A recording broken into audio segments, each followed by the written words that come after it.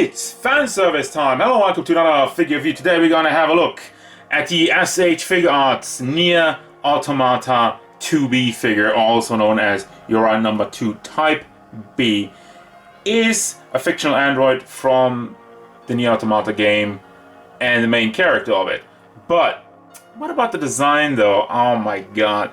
It's a cute anime girl in like a sorta gothic Lolita outfit, which is right up my alley. And they obviously played around with it. You know, you all seen the videos, so if you played the game, upskirt shots of the cake. But really, it's a cool design. I think it stands out on its own, and that's why I really wanted to have the figure. I got the bringouts a long time ago. You can go and check out that review. I wasn't really too happy with that one, so I have high hopes that SH Figuarts will deliver. Size of the character, because of the high heels, he's obviously pretty hard to stand up, but I mean it works, but don't put in the battle pose. 15 centimeters, a little over that to the top of the head, which means we are going up to 6 inches tall. Size comparisons. Here's Daughter, the SH Figuarts Son Goku, the Bring Arts 2B figure, and Darkseid. Overall look and detail. Now maybe I'm wrong here, so you can correct me because I didn't play the game. Apologies, but I watched a lot of it. Looking at the figure aesthetically, the first thing that you will notice is the oversized head. And from what I can tell, going through some of the artwork, especially in the artwork, it's a lot more anime style. Especially like the character in Grand Blue Fantasy looks a lot more like this. But then in the game, you have a lot more of a realistic style where the head is smaller, the hair doesn't look as anime-ish as it does on this figure. So that's not a here nor there. I don't feel it takes away too much from the figure, although I do think the head is a little bit oversized. I don't know, it just doesn't seem to fit that well with the very small body. However, what is very nicely done is the detail on the head. I love the mole of the hair. I mean, I do love the anime aesthetic of it, don't get me wrong. And also there's some shading on the lower half. Obviously, we do have the face covered up, but there are faces where we do see her beautiful eyes, and you do have the mole. And also the lips are very nicely painted. Good job on that, but we do have a tiny bit of bleeding on the hairband on the upper part over here. Unfortunately, there's some bleeding here and there throughout the figure. It's nothing too major, but then we get to certain aspects that I don't really like that much. Now, I talked about the aesthetic, and also I feel like the shoulder pads are sticking out a little bit too much. You have this big articulation joint over here, which they're not even trying to hide at. And I tried to move it. I thought it was maybe like one of the finger joints where you can kind of push and pull on it. And it seems like this side has some of that, but I don't really get it on the other side. I don't know if it's stuck. We have to push the entire thing, but this one seems to stand out just a little bit more than the other side. I don't know. Maybe the shoulder pad isn't properly connected, but again, I already tried to move it around, and this is still what we're having. Now, the shoulder pads itself, I call it shoulder pads, not really shoulder pads, but you know, the puffy shoulders. I mean, it looks good. The mole on it is nice. It's a little bit exaggerated as well, but not too much. And then you have also the detail in the back. We do have some muscle detail also. You can't really see it on the camera. I think like that. There we go. I have some more of that. And in the dress, it's beautifully done. What I'm not the biggest fan of is the front part. You have like this see-through nylon, which they just painted in flat gray. And there you go. They didn't add any shading to that, which makes it look really bland. And your boy likes nylon, and I really appreciate it when figures try to show that off by adding shading and making it look nice. Here they were just like, nah, green paint, gray paint, and that's all for that. We have these kind of weird, I want to call it tussles, even though it's not tussles, but this is hard plastic, so be very careful with that. It's very sharp, very spiky, and the line work on the gloves is actually pretty nicely done for the most part. Although this one is white and this one has a lot more of a darker color, I'm guessing they tried to paint over the black, so it does have a little bit of difference in color. Not too bad, but still noticeable. Then we have the entire dress part, which is completely soft plastic. It's a piece that's just kind of flowing.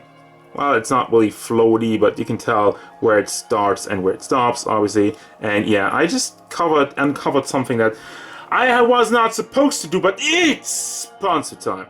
So, we have the front part of the white ponzu. It's nice looking, but we do have some gaps in the line. Let's see if I can... Yeah, you can push this up. But depending on the pose, you still have... It still looks gappy. It's not the greatest. And as we move to the back, take a deep breath, guys, because this is ugly. Bro. What is this? The butt part is supposed to be... you can call me pervy and whatnot, but, you know, the butt is quite important to the character. Or at least if you're looking at it from the fan service aspect, which I'm absolutely 100% doing, this is freaking awful. What is this flat-looking butt? What are these cheeks? They don't even line up with the thighs, and you don't even have a butt mold in the thighs. Like, sometimes they have, like, the double butt mold, but here we just have this flat pancake, and the weird thighs is not connecting to it whatsoever. This is disappointing, and it just looks ugly. Now, of course, this is like an aspect that some people might not care about that much, but I still think from a design point it looks freaking awful.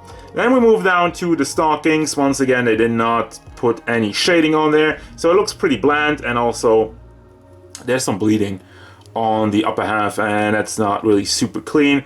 The boots are a lot more shiny again because they're supposed to be leathery, and that's fine.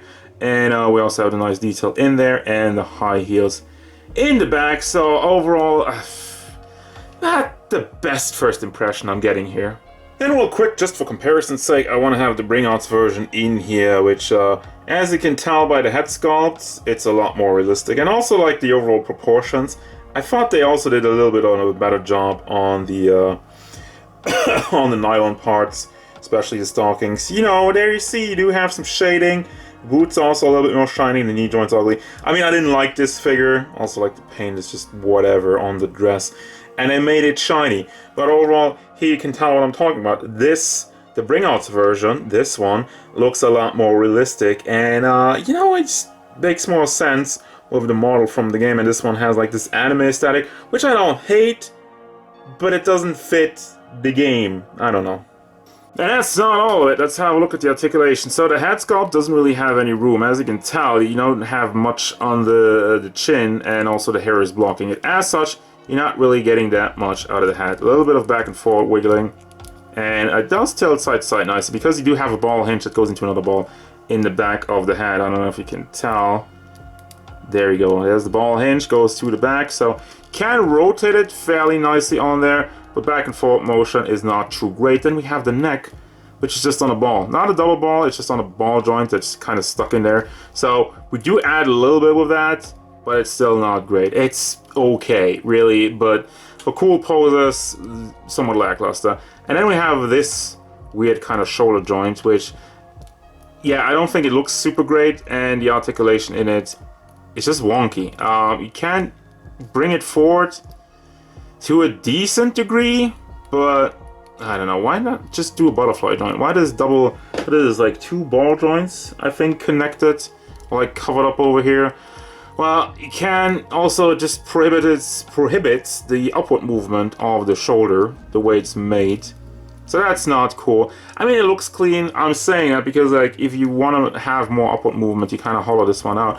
But still, I think if you just put a ball hinge in there, it would have looked a lot better, and it would have moved better. So this sucks. And while rotation, it's great. Obviously, no problem over there. Then we have a bicep. I was gonna say swivel, but let me see. I think it's just on a ball. It's just a ball stuck in there, which is fine, but what are you really doing with that? And then this just pops off. Oh, okay, so that's the weirdest joint I've ever seen. What the hell? So that's why that's like that. Why is this on a ball? I don't know. I don't think it's bad, but also it's kind of weird. Okay, so we do have the just a regular ball hinge in there. Not a double ball, but I guess that wouldn't really work for the design. This is floaty, I think. No, it's kind of stuck, but not really stuck in place. What a weird thing. Then we have another ball hinge for the fist, that's standard. For the chest area, you can move that back and forth quite nicely. It doesn't leave any gaps, so at least that's clean. Does also tilt side to side. Good amount, very good amount actually. And for the hip part, can move it up and down, like back and forth a little bit.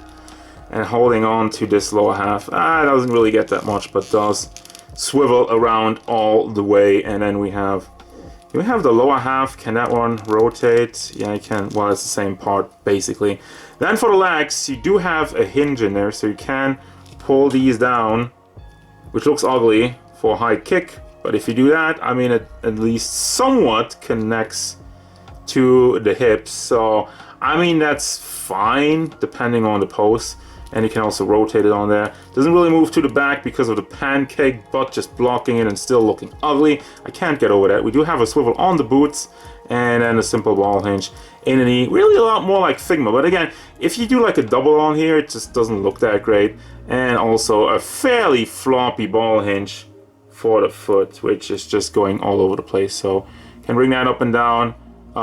Can somewhat pivot. Not really that great, but you can tell if you hold on to the ball on the top part. So yeah, articulation is also just freaking wonky.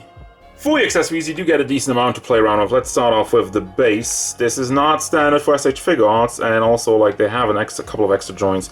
You have a hinge on the lower half, another hinge. You cannot spin these around, you cannot rotate those. This one can be rotated, also can be removed if you have a replacement part for that. And then you have another hinge over there, and then another hinge on the front part. And also you do have the claw, which is articulated. You have two more hinges on that, and you can also just pull this off and actually do have a little bit of a hole in the back. It's a lot like a Figma. The fit on there isn't the greatest, but it does hold on to the figure nice enough, don't get me wrong. Then we have the little robot guy, which looks amazing. The part 042, I think this one is. Nice metallic, very shiny looking, with the gray and the gold. And also you have some articulation, have a hinge on the upper half and one on the lower half. Does not swivel, which I don't know why. Hands are not articulated.